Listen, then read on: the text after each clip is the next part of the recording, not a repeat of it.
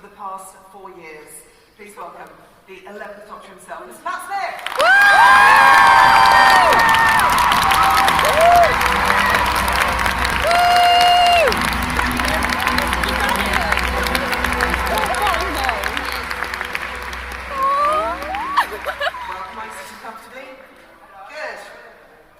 So before we start asking about all your work and your roles on the show and your appreciation, we saw the amazing drama on BBC Two about the origins of the show. What did you think about that? Matt, let's ask you about it first of all. About Adventures in Space and Time? Yes. Oh yeah, I thought it was a wonderful piece of drama actually. I thought, it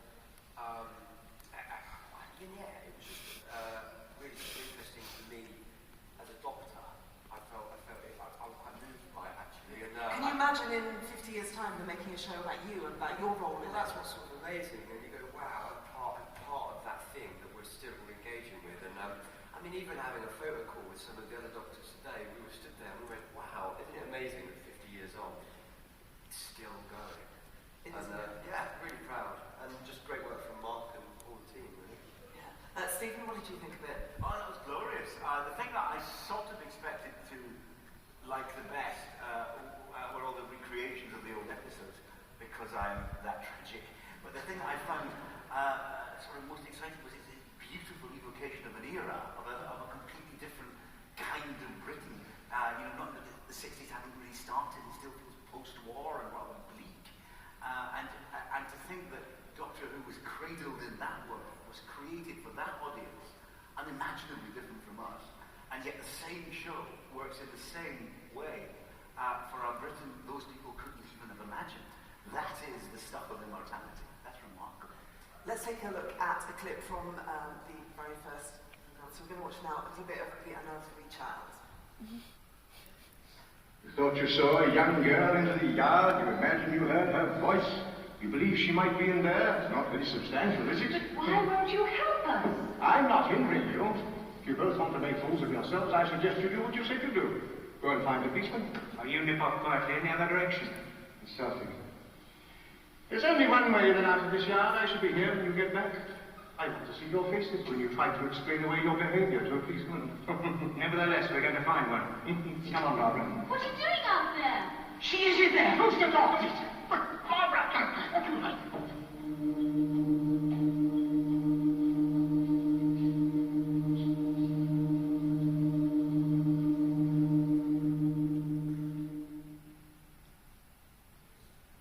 Wonderful stuff, wonderful stuff. Kind of makes you tingle when you're on that, doesn't it?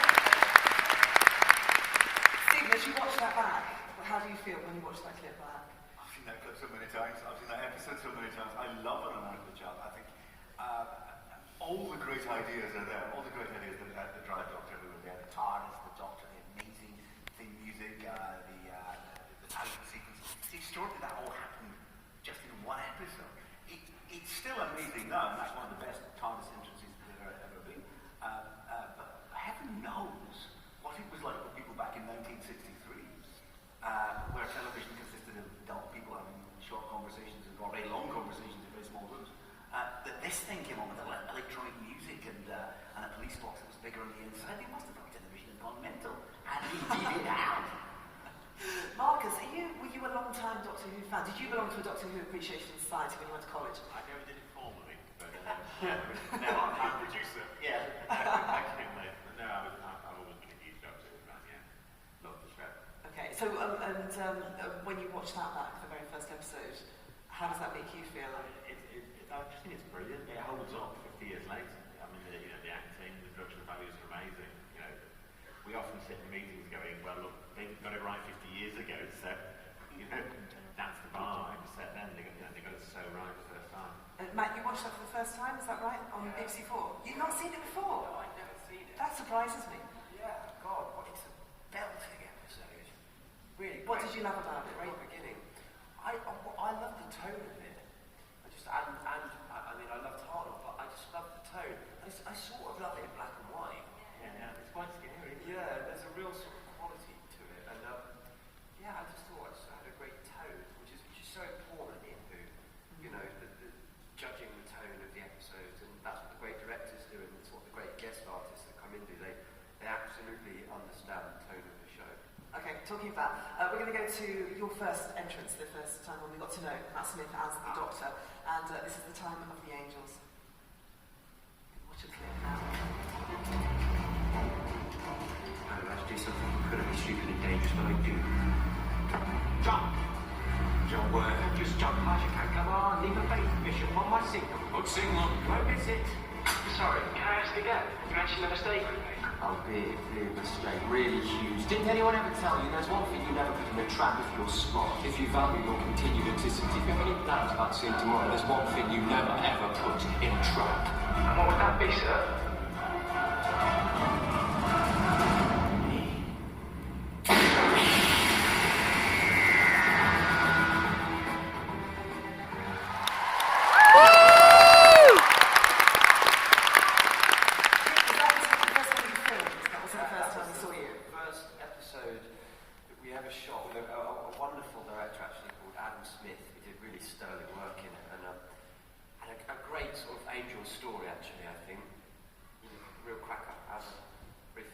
Even though at the time I felt like I was having a continuous standing up heart attack.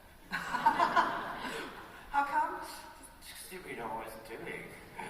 I saw you last night talking, and you were saying how for the first 3 months or so you just felt like you were blundering and trying to work out who your doctor was. Yeah, of course.